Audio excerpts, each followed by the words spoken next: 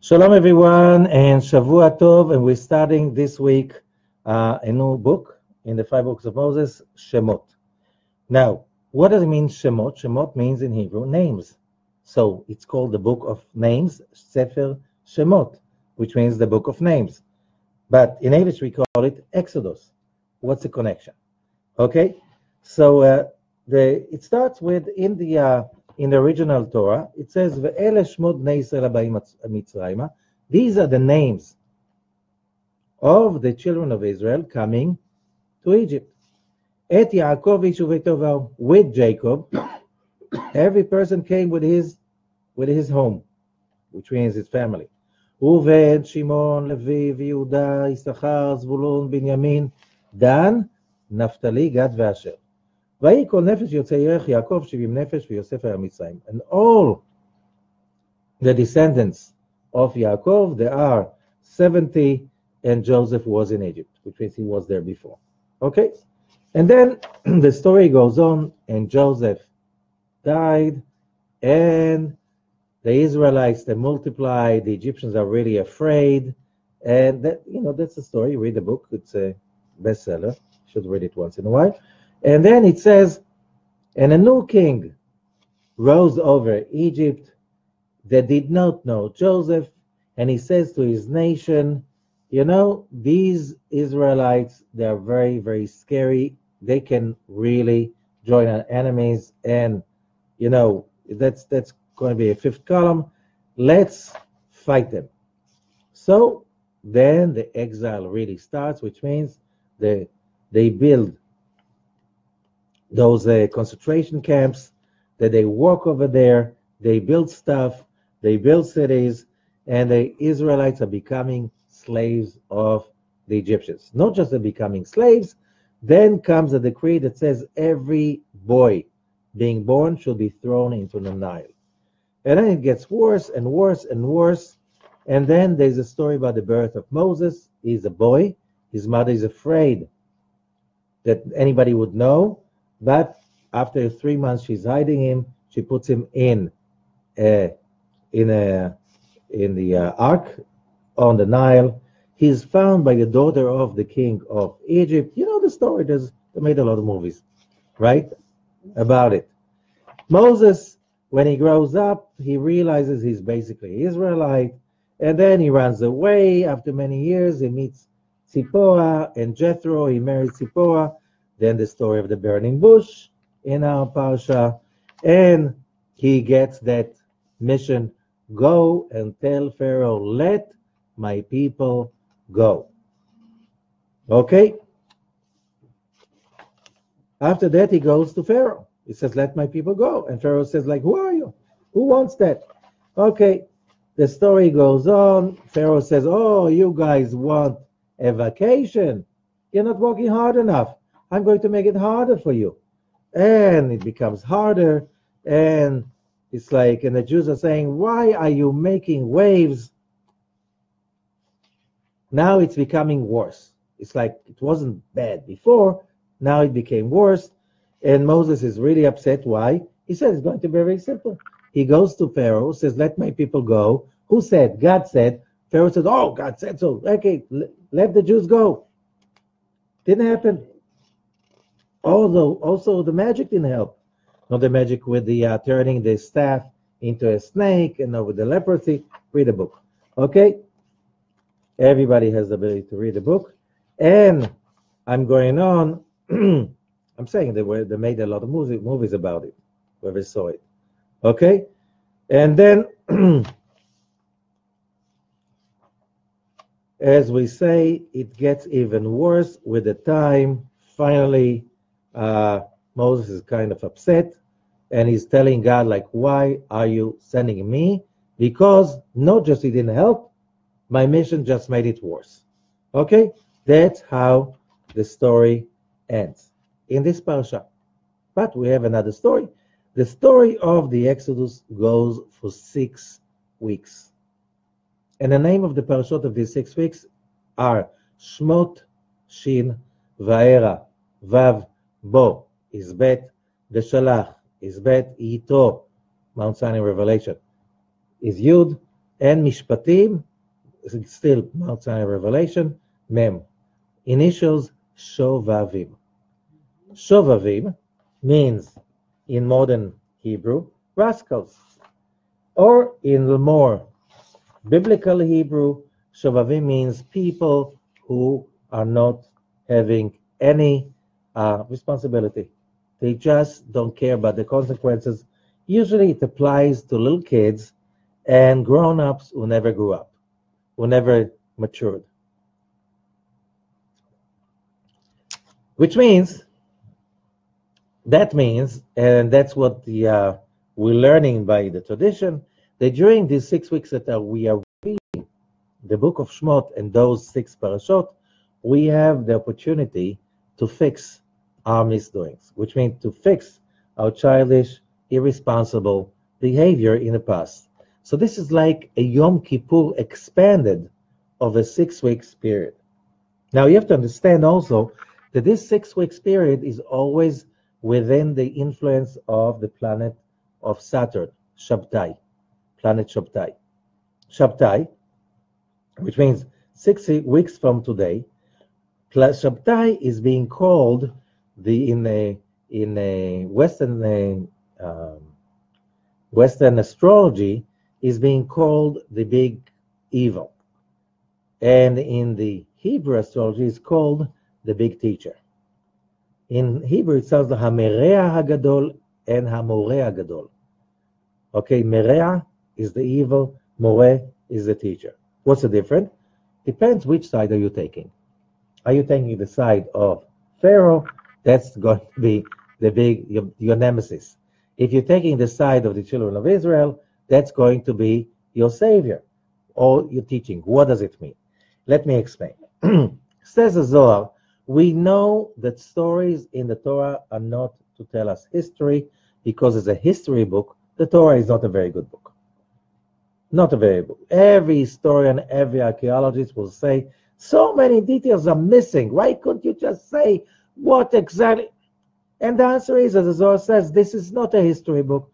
This is not a fairy tale book, and this is not an archaeology book. This book is about our lives. And that's why when it says, Ele Shmot Bnei Yisrael Habayim Mitzrayim, Rabbi Zakloria is saying in his anthology on Shmot, Habayim Mitzrayim is in present continuous, not in past tense.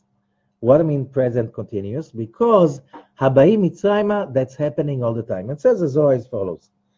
I'll explain. And by this we understand the background, which means these 6 weeks, if you know Kabbalah, you know, are not easy time. Why it's not easy time? This is a time for learning, for spiritual growth. You're trying to get by and to get comfortable during these 6 weeks, forget about it. This is not it. You know, I once in a while I have this student coming to me and said, oh, I had this tough day at work, I wanted to kill somebody. And then I said, this is the 6 weeks of Shovavim, forget about it, don't take it personally. Why? Everybody has it tough during these 6 weeks, which means this is a cosmic opening for spiritual growth. If you're trying just to stay on the physical plane, we know the hobby of planet Saturn, Kochab Shabtai. That is the Ravad is saying in his commentary on Sefer Yetzirah, Sheino Chafetz B'inyanei HaChomer. Saturn doesn't like whatever is materialistic. And if you are really attached to something materialistic, Saturn's hobby is to take it away from you, to show you can without it. Oh, but you can without it. Why? If you can't take it with you, it's not yours. Just to remind you, there were these guys, their name was called Pharaoh. Not by mistake, it's mentioned over here, that he is the enemy, right? They thought they can take it with them. Where is Pharaoh now? He belongs to a traveling show. To show us that he can't write next to his name R.I.P., rest in peace. He can't rest in peace. Why? Here is the person that thought he can take it with him. Now he's a public property in a traveling show. The guy died some 4,000 years ago. Let him rest in peace. No, you can't. No, you can't. You took and you took and you took. Can you imagine those pyramids? How much housing that could finance? How much schooling that could finance? Do you understand the robbing, the crime of building the pyramids? Because taking all of this money from whom? The peasants in Egypt, right? These are the people who made the fortune that the pyramids were built. I don't think that Pharaoh was working any day in his life, right? That you call it today corruption, right? Corruption. Spending so much money of other people's money. Now, if you think that something you can take with you, either your car, is it legal to bury somebody in his car? Yeah. Yeah? It's been done in the U.S. It's been done? Yeah, okay. Not that often, but yeah, they do it. I don't envy those guys that died and they see that the car is now being rotten under earth and oops, there you go. You can't go with the car to the next world, right? Although there was this guy, and I remember like years ago in California that he, in his will, he inherited it to his next life. Of course, that his family sued him, took the executive of the will to court and to say, in this world, when you go, you have to let go. When you go, you have to let go. Whatever you take is only what you shared. Whatever you take is only your spiritual acquirement. And this is what these parashot are about. The difference between slavery and freedom. This is what we're going to learn in the next 6 weeks. So when it says, Ve'ele Shemot Bnei Israel, there's a question. We learn in many places that when Jacob had this fight with the angel, and the angel says, your name is not going to be Jacob anymore, your name is going to be Israel. So since then, we had few parashot, and sometimes he's being called Israel, sometimes he's being called Jacob. So some people say, when he's in a high level, he's Israel, when he's a low level, he's Jacob. It's like sometimes it changes. He was in depression because he lost Joseph, then he became Jacob, but then he became Israel. But here it's the same sentence, right? Mm-hmm. He changes the mood in the middle of the sentence, right? No. And the answer is like this. Shiksha katuv matchil b'Yisrael gomer b'Yaakov. It starts with Israel. These are the names of the children of Israel coming to Egypt. Et Yaakov, with Jacob. It's like 3 words between Israel and Jacob. So in the same sentence, they came to Egypt. So what are we talking about? And the Zohar is bringing a verse. Usually after he brings the first verse of the parasha, he brings another verse from somewhere else in the books of the Tanakh, from the prophets usually, or from Psalms, and he starts the explanation from that. That's a foundation. And here he's bringing a verse, a very famous verse, especially if you study Zohar, from Daniel chapter 12. V'maskilim yazhiru kezohar harakia. And the people of wisdom will shine like the splendor of the heavens. Umatzlikei harabim kakochavim leolam va'ed. V'maskilim, the people of wisdom, ileni nun demistakei beraza b'chokhmata. These are the people, maskilim, who look at the secrets of the wisdom, which means the ones who really go deep into the spiritual wisdom, which is Kabbalah. Yazhiru will shine. V'notzetzin beziva dechokhmata ila. Kezohar, like the splendor.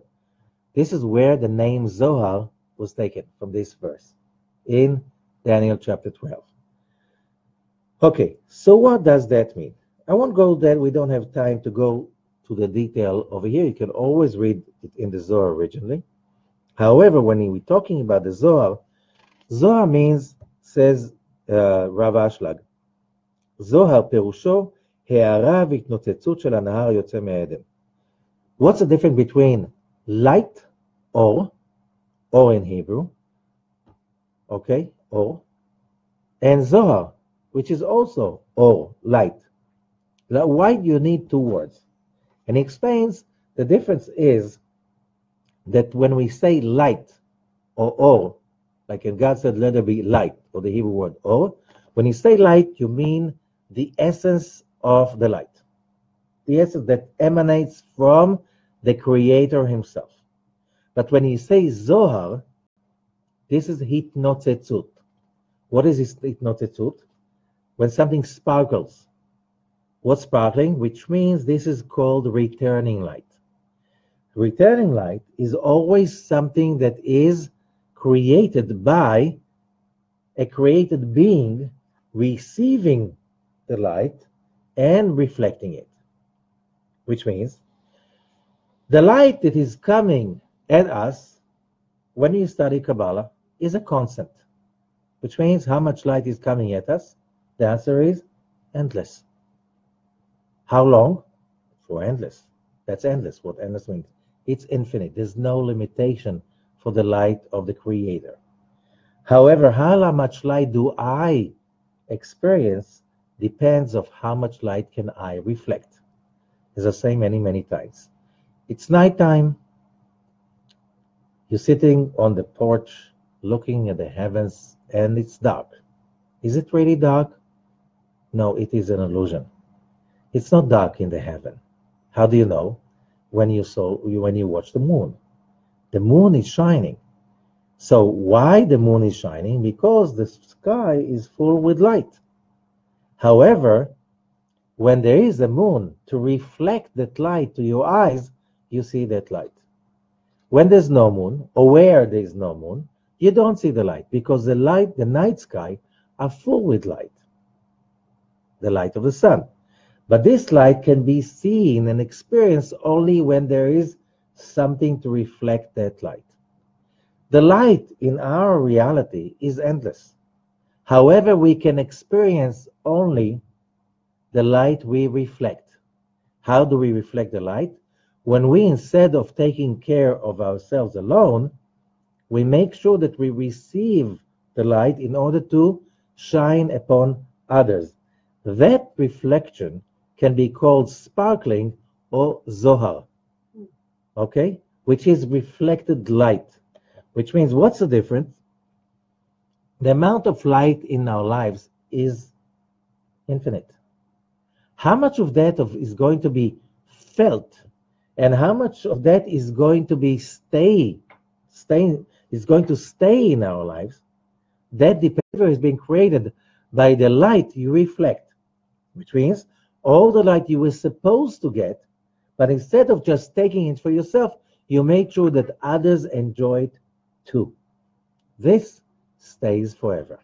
So, as I learned from my first Kabbalah teacher, every day that we get, you have to look at it as a vessel that is ready to be fulfilled. How can you fulfill it? It's not how much whiskey did you drink. It's not how much, how many steaks did you got in. It's not about how much money you made. It's how much you could have taken and you also shared with others. That creates a reflection, and that what fills up the vessel that is called time, an hour or a day. When a day is over and you go to sleep, that day becomes an angel. And if you filled up that day with a lot of returning light, it becomes a very powerful angel walking with you. It's so powerful that it's being called a guardian angel. Now, if you do it another day and another day, you have a whole army of angels. And that's why when it says about great people leaving this world, Ba bayamim, or karvu yamav lamut, his days came for his death. What is this expression? Days came to his death? Yes, when you leave this world, who goes with you? Not your cars, not your clothes, or maybe your shoes, or maybe your pocketbooks, or bank accounts. They don't follow you. The only ones who follow you are your days. They became angels. But if you filled up the day with negativity, they become destructive angels. and they follow you on the day you leave this world. So, what makes you feel rich is subconsciously you know you have a whole army of good angels walking with you.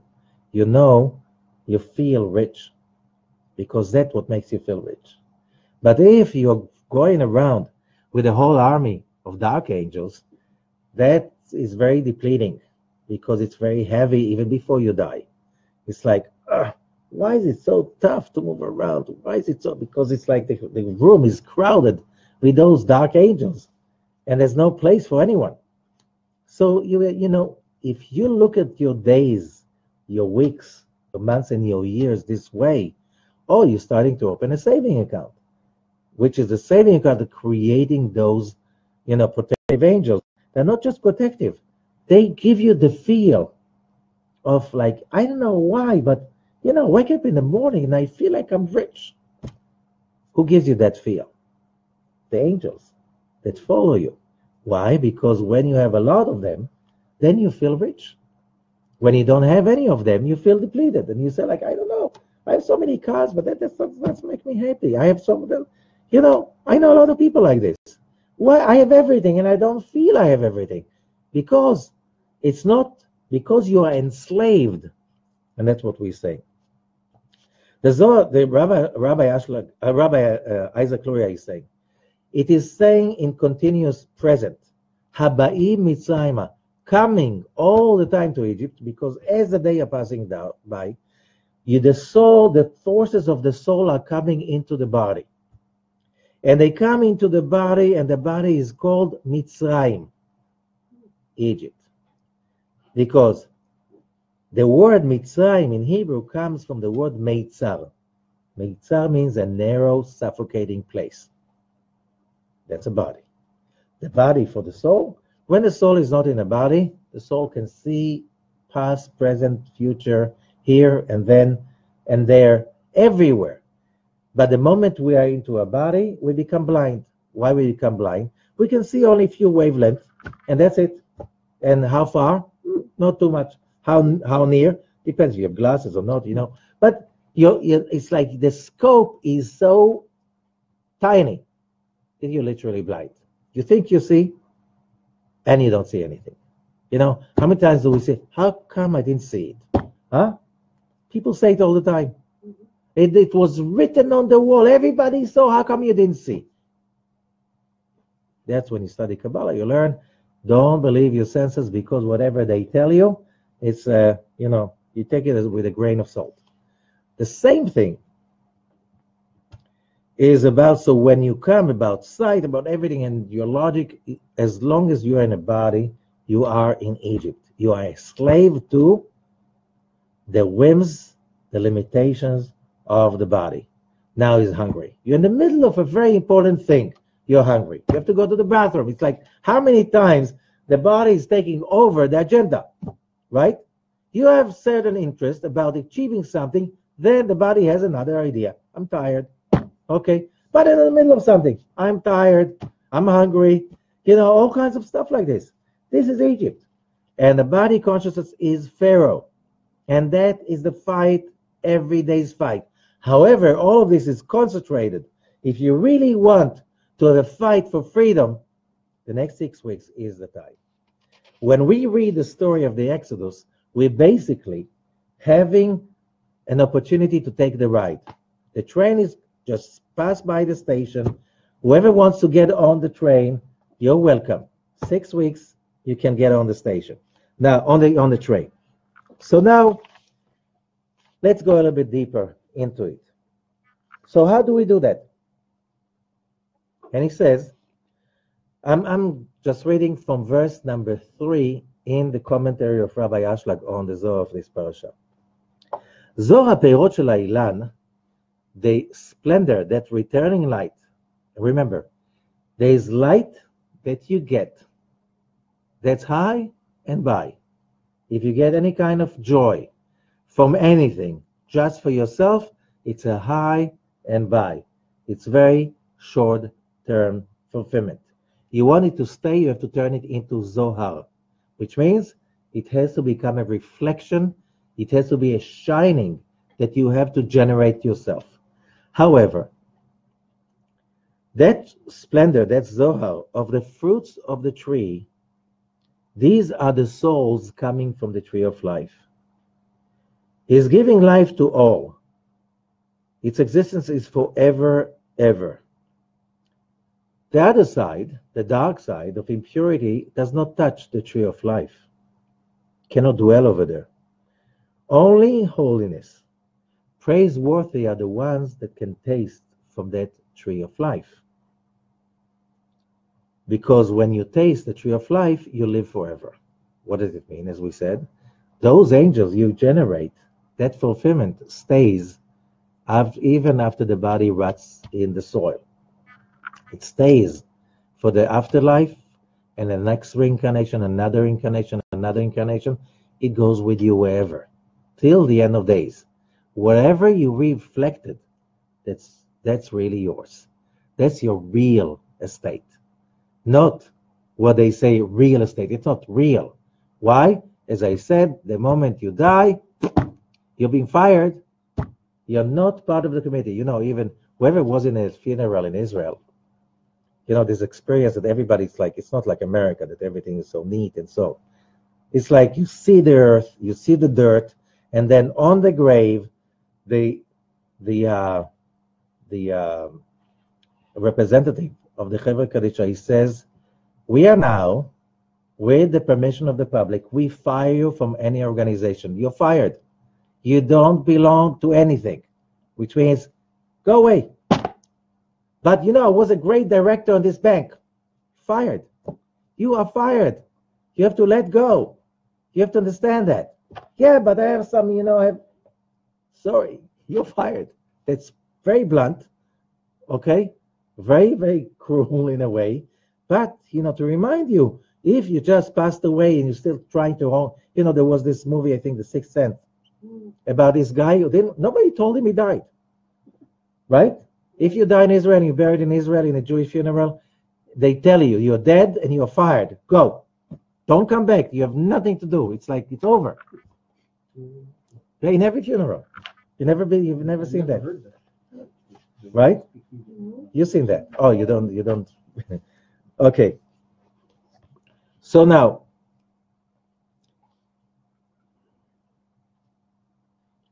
so what he's saying that when we're saying Ele Shemot Bnei Israel, when he talks about the children of Israel, he's saying when you say Israel, Israel means the upper world. Israel means the connection to the upper world. Why? Because the word Israel has the same letters as Li Rosh. I have the head. And the head, if you know Kabbalah, is the world beyond the five senses. While Yaakov is coming from the Shoresh Ayin Kuf Bet, which means the heel. That's a part of the body that has to touch the ground. So, when it says, these are the names of the children of Israel coming with Jacob, it means, says the Zohar, let me just find that quote.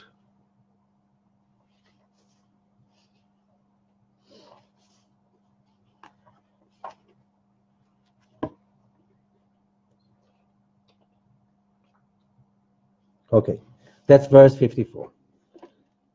Amar Rabbi Yehuda, ביום ההוא שירד יעקב למצרים, that day that Jacob came to Egypt, ירדו עמו 60 ריבוא מלאכים עליונים. 600,000 divine angels came with him to Egypt.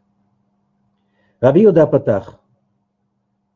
So, first of all, before we go on, so we're talking about life on earth means that there's this divine chariots of light coming into the physical body. Why? Because our job is to reflect the light, not to create the light. Why we are not here to create the light? We are not the creator. We're just playing creator. So we cannot create the light. The light is constant and it's there infinitely everywhere. Okay?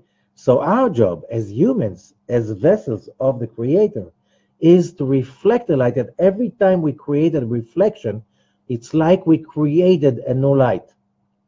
So we are here in this world that has challenges.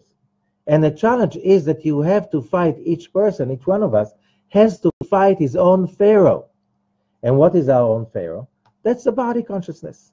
Once he wants to eat, once he wants to drink, then he wants to eat, he wants to eat pickles. Now he wants to eat sweet. Now he wants to eat that spicy. Now he doesn't like spicy. He wants that. Like a little kid in your brain all the time, like nagging. I want this and I want this. I want this. That's your Pharaoh, right? That's your enslavery. Okay, all of the addictions that each one of us, and it can be also even in different level. They're nice to me and they're not nice to me. They like me, they don't like me, like a little kid. It doesn't matter if you're 60, 70, or 90, right? You still have this Pharaoh that if somebody didn't smile to you today, that messed up your day. But you grew up already. If you want to be a creator, is it nice to say that somebody's smile is going to create your day or to mess up your day? It's time you just create your own day by yourself. Otherwise, you're just a slave to people's opinions. You went to that restaurant. Oh, it was an amazing restaurant. However, there was this little problem. The salads were not exactly as I liked it. They really got me upset. So is it nice to say that the salads are going to mess your day? And what if the restaurant was serving terrible food? Okay? It's nice to say that the food is messing up your day. So you're not a creator anymore. You're not. Because you're always waiting for an excuse to mess up your day. So you're just a slave. Slaves do not take responsibility, ever. Now you understand what does it mean that this is 6 weeks to unslave ourselves, unsubscribe ourselves from slavery apps that we just run in our lives, who knows how long. As we're saying, how do I get out of that slavery? How do we get over that monstrous Pharaoh that each one of us is simply harboring within? We all have it. We all know. I can make all kinds of decisions about, the diet the morning after. Let's start the diet on Monday or Sunday or after the holidays. And then comes out, and then, the diet will start, in breakfast because we break the fast, right? What does it mean? How do we do that? And here comes we get the mysteries of the Zohar. And the Zohar is saying like this. When we're talking about 600,000 angels, which correspond to 600,000 souls that participated in the Exodus, all that is when the slavery in Egypt was in order to get all these 600,000 sparks coming into the body, which is Egypt. Okay, when they are there, you have to feed them with light. And when you feed them with light, when the light is strong enough, it bursts out from the darkness, because the only way to destroy darkness is with light. Example. Okay? Everybody knows that being happy is the best diet. Because when you're really happy, you eat less. Right? You forget to be hungry. Once in a while, oh, I need to feed my body. Okay, well, let's feed my body. And we all know that the biggest problem of today's modern humanity, which is obesity, it's because people eat emotional eating. When they're upset, they eat. When they're happy, so-called happy, they eat. When they want to feel friends, whatever, they eat. It's all about food and food and food, and not the nicest, good, really, healthy for kind of food.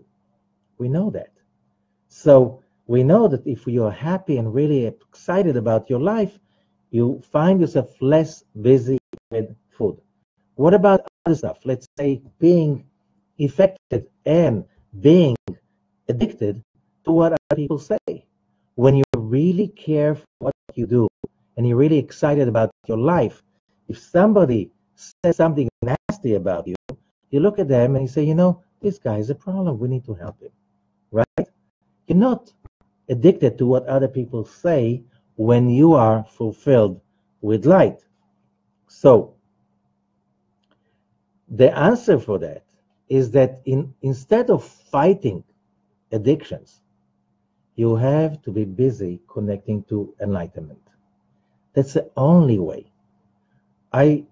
Years and years and years and years of teaching and learning Kabbalah, I saw so many people. I saw myself. Whenever the moment you fight any kind of addiction, the more you fight, the more addicted you are. Why? The more you fight, the more exhausted you become. Because fighting the darkness, how can you fight the darkness? You go into a room and you fight darkness. You throw shoes, you throw chairs, you throw benches, you throw whatever, books, just whatever you throw, the darkness becomes bigger and bigger till you're being overruled by the darkness and you just faint from exhaustion. Instead of fighting the darkness, you just have to bring in the light. So when you fight darkness, you focus on the wrong stuff. You don't fight darkness. You bring in the light. When you focus on what you want and not about what you don't want, when you focus about what you want to become and who do you want to become, not about what you don't like about yourself, that's a beginning of fighting darkness. That's a beginning of fighting addictions, all kinds of addictions. All kinds of addictions because our own Egypt is not what other people say or do about us. Our own Egypt is how do we react to it? What do we do with that? As I said, somebody can try to insult me. I'll be insulted only if I cooperate with that. But if I'm full with excitement and enlightenment about my life and somebody tries to insult me, I can only have compassion to that person and say, like, what's wrong with you? Can I help you? Right? Because so being insulted is a choice. And if you find yourself getting insulted, once a day, once an hour, 3 times a minute, whatever, it means that something is wrong with you, not with all the people that insult you. They're not the problem. The problem is, why are you getting insulted? Why are you getting upset? Why do you care about what they say? And why do you care about it in a way that hurts you? That's your Egypt. If you want to know how your Egypt looks like, how your Pharaoh looks like, that's exactly your Pharaoh. This is your slavery. Now, and why you're a slave? You're not connected to enlightenment. A slave is always busy with complaining, bickering, being upset, being sour, being miserable, being bitter. That's what being a slave is about. Not about winning, but about complaining, finding fault. This is Egypt. So how do we do that? How do we unsubscribe to those apps in our own nature that they make the Egypt? There's no external Egypt. There's internal Egypt. There are people, wherever they will go, everybody will mess up with them, make them victims. And there are people that nobody will even think about trying to do that. Why? So it's not about others, it's about ourselves. It's about where do we want to stay and who are the people we want to become. So how do we do the question, the big question again, how do we do that? And here comes the Zohar with this amazing power. Rabbi Yehuda Patach, I'm still reading in Rabbi Ashlag's commentary, verse 54, Perush HaSulam on the Zohar Parashat Shemot. And he says, Bayom she'arahu she'yarad Yaakov leMitzrayim, that day that Jacob came to Egypt, Yardu imo 60 riba malachim, 600,000 divine angels came with him, which means they represent the 600,000 souls that left Egypt in order to illuminate wisdom to the world, the message of freedom. When it says that Moses is coming with the tablets, and what does it say? Charut al haluchot. It looks like it's engraved on the tablets, but the Talmud and the Zohar says Charut, the way it's written, is Chet Reish Vav Taf. Engraved is Chet Reish Vav Tet. Chet Reish Vav Taf, by all means, is freedom. Freedom on the tablets. The message of Mount Sinai revelation was freedom to all mankind. Freedom from death. What do I mean freedom from death? When you're enslaved, when you're addicted to anything, let's say you didn't have the cigarette, you die a little bit. Let's say you're addicted to compliments. That person you thought is going to compliment you was busy with something else, didn't give you a compliment. You're dead a little bit. You're insulted. All of these names, getting hurt, upset, insult, it's different names from dying. Something dies in you. Freedom means nothing can kill you. Nothing connects you to the tree of death. Why? Because it's your choice. How do you do that? So continues the Zohar. Rabbi Yehuda patach. Rabbi Yehuda opened. What do I mean he opened? He opened that level of consciousness that we need. Lehavir raya ledvarav, to bring a proof. And he brings that verse from Shir HaShirim, from Song of Songs, chapter 3. Hine mitato shel Shlomo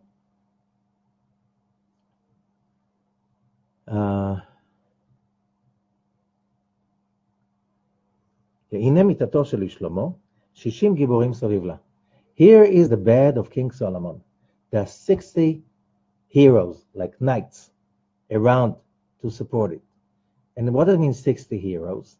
This 60, we're talking about the 60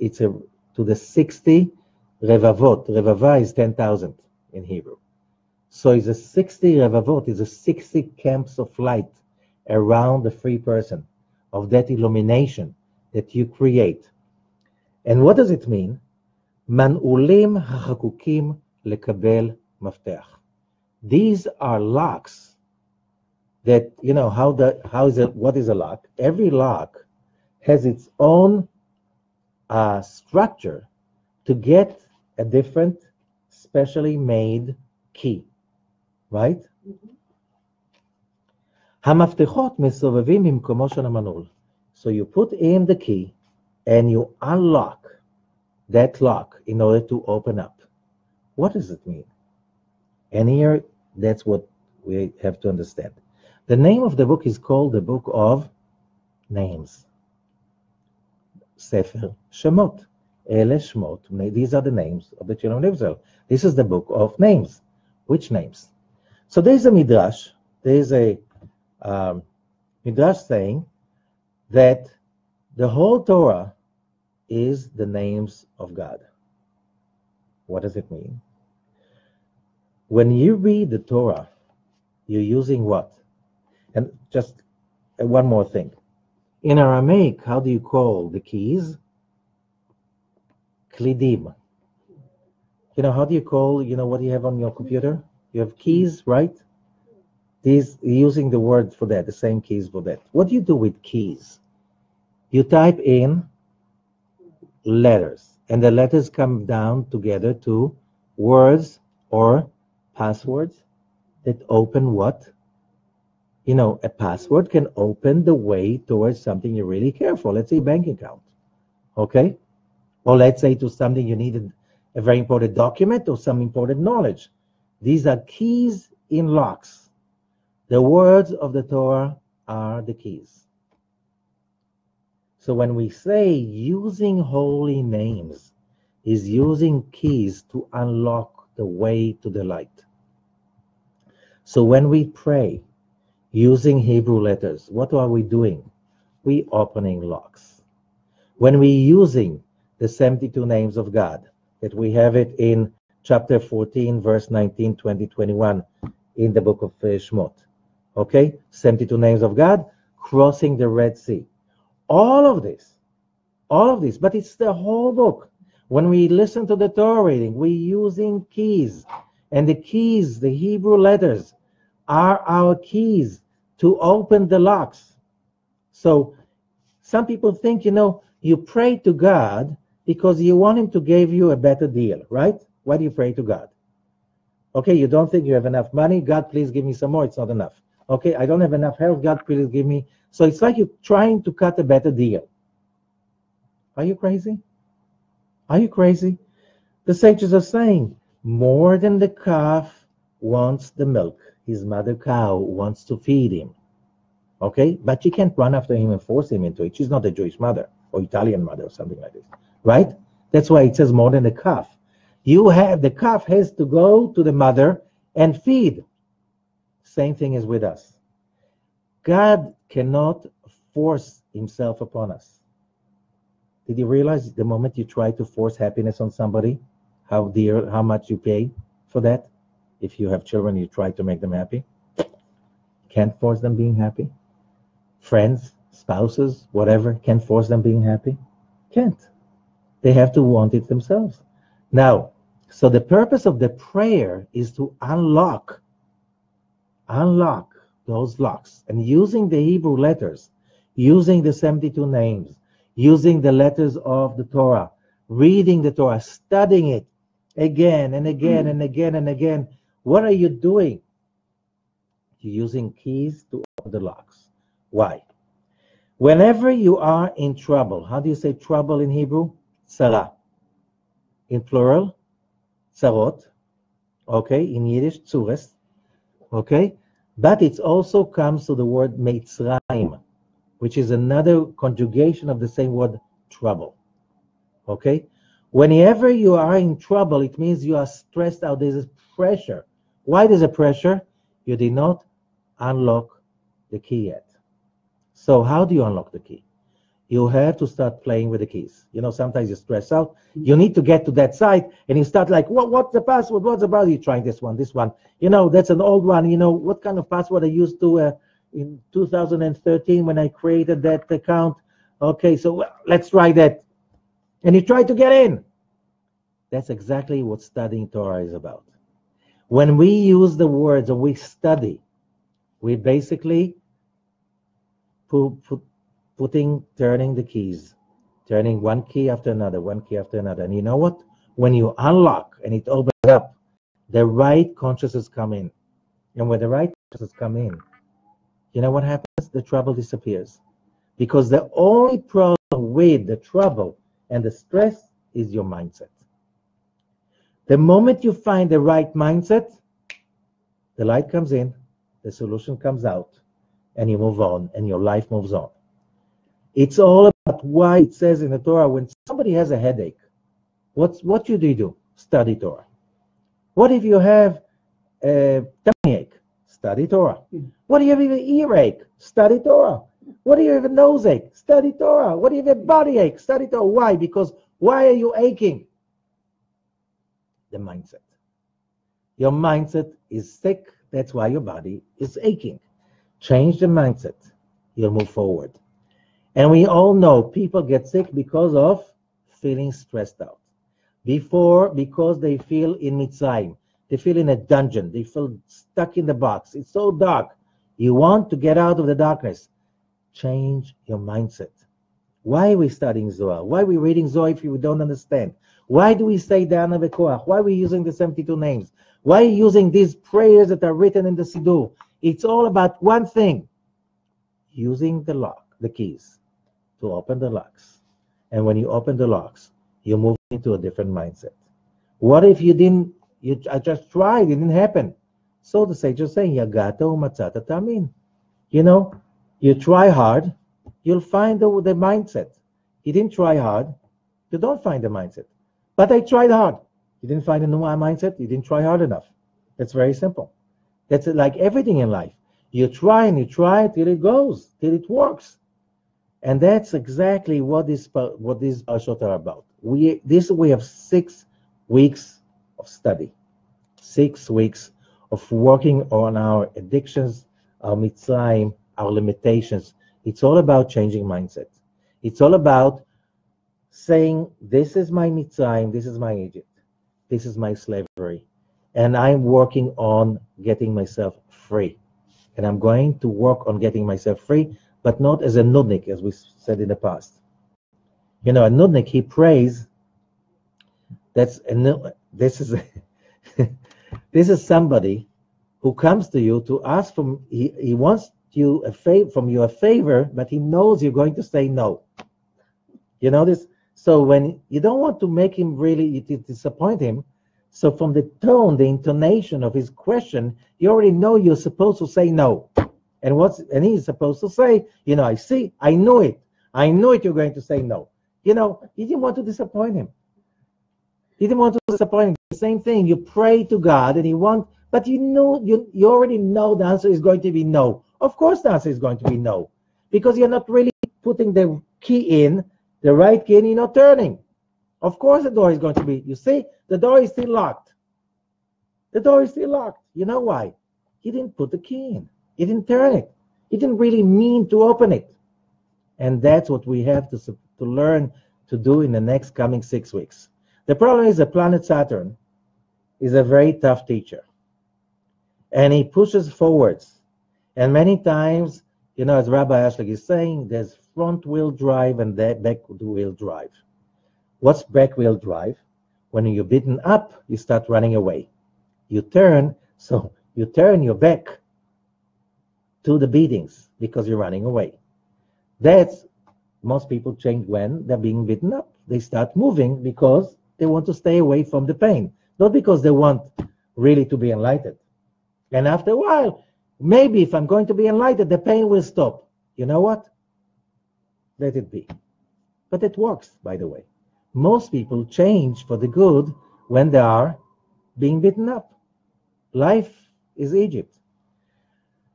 Front wheel drive, says Rav Ashlag, is when you're running after your goal. You see the goal, you see the enlightenment. How do you see it? By reading books, by learning, by listening to lectures, by connecting with people, with groups, with community, with enlightenment. You say, that's what I want. So you run after it. That's front wheel drive. Then if you're running from passion after the light, you don't need to be beaten up anymore. Well, maybe you're running faster than the beatings.